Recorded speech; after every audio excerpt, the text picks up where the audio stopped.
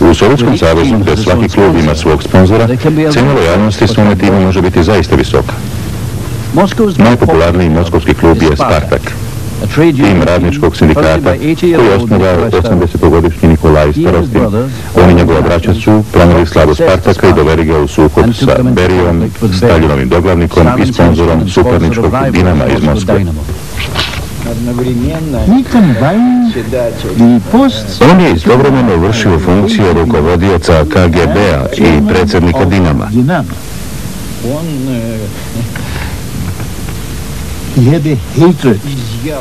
Mrzeo je Spartak jer smo 1938. i 1939. uzastopno osvajali i prvenstvo i kup.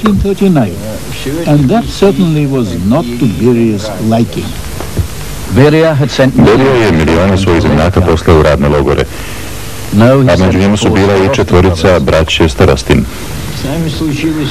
Jednog lepog dana uhapsili su svu četvoricu i poslali nas van Moskve na 12 godina.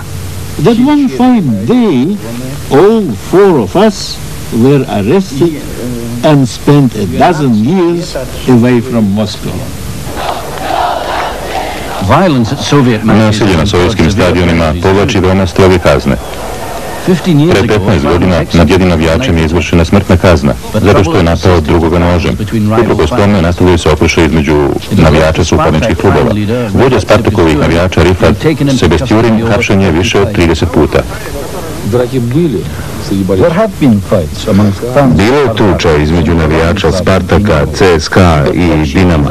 U svakoj porodici postoji neka crna ovca, a pokretači tih tuča malobrojne su kavgadžije koje u to pokušavaju da uvuku i druge.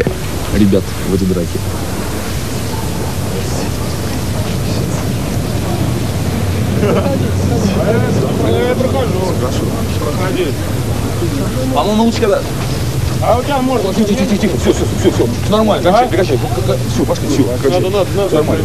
Saffron, замечательный. Saffron's a real character. Just about everyone's scared of him. Saffron je sjajan umak koga se svi odreda plaše. Uvijek brani mlađe navijače ako neko pokuša da ih prevari. On je vrlo pravičan čovjek koji brine o svojim štićenicima. He looks after his brothers. Rifat i Saffron nisu u najboljim odnosima sa policijom, ali nastoje da mlađe navijače sačuvaju jedne prilike sa njima.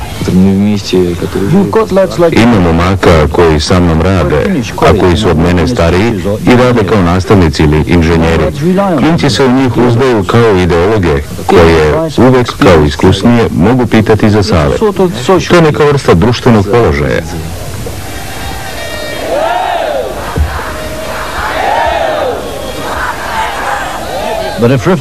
Ako Rifat ne uspije da obude svoje navijače, on je taj koji će zbog toga dospeti u zatvor.